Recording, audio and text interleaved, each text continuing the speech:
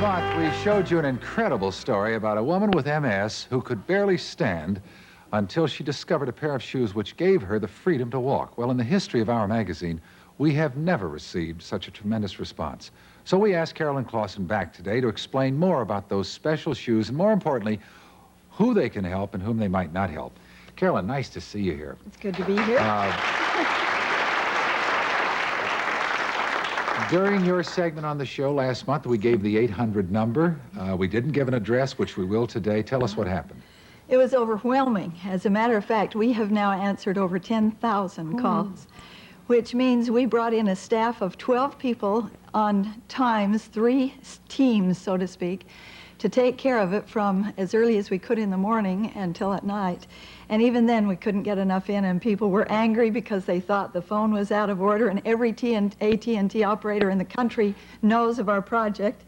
But it's been really a wonderful experience. I've talked to so many wonderful people. I love it. This is the shoe, and it looks like an ordinary shoe that might, I guess over in Denmark, they don't have laces. But Carolyn stumbled on these, as I said yesterday, and it just happened to be magical. And if you'll explain just briefly. Right. Now, the main thing is it is different than a regular clog. My discovery was not that a rocker bottom shoe works and will help. It's that very particular dimensions put together make it possible for me to walk without ankle, knee movement. All right, now this requires a measurement.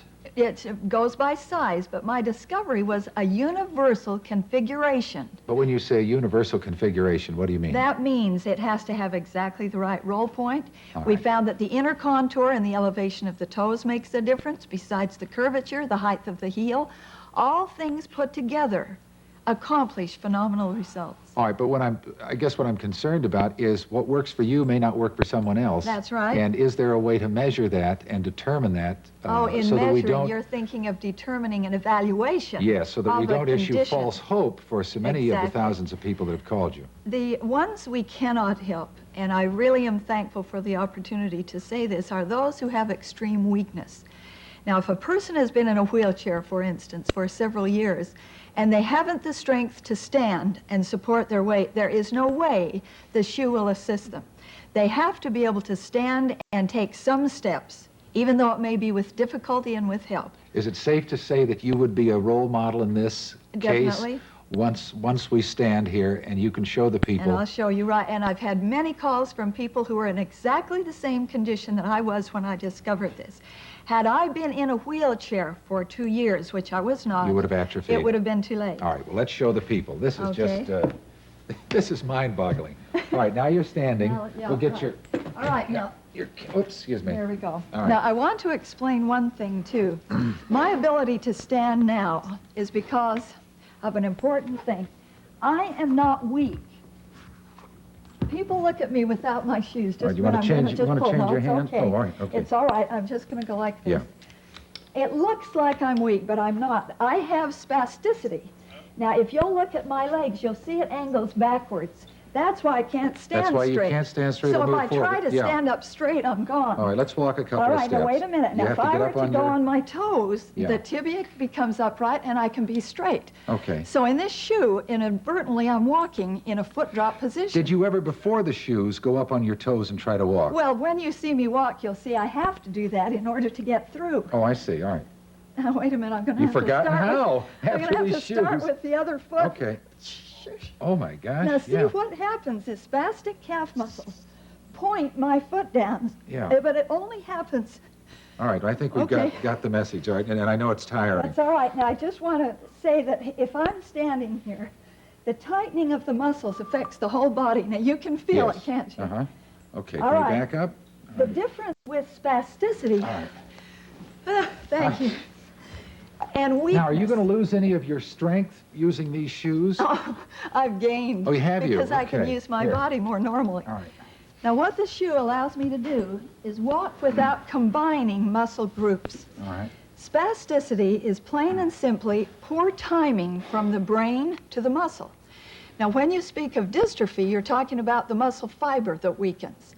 With me, it's the impulse to the muscle that is not firing properly. Now, when I put on my shoes, I'm in a foot drop position. What's this? I can stand straight and tall, but the key is to swing without lifting. Now, if I throw, I can actually be carried up and through and walk.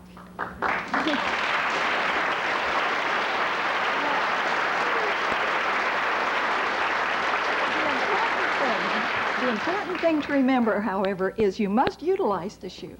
If I were to try to lift my legs, even in the shoe, I still cannot combine those muscles. Did it take you a while to get to that point? Well, what do you mean, before the shoes or From after? the first time you put the shoes on till you could walk like you can today? Well, no, I felt a difference immediately, but through the years I've developed very unusual muscle control. But the main thing is I walk by momentum. It's like a wheel.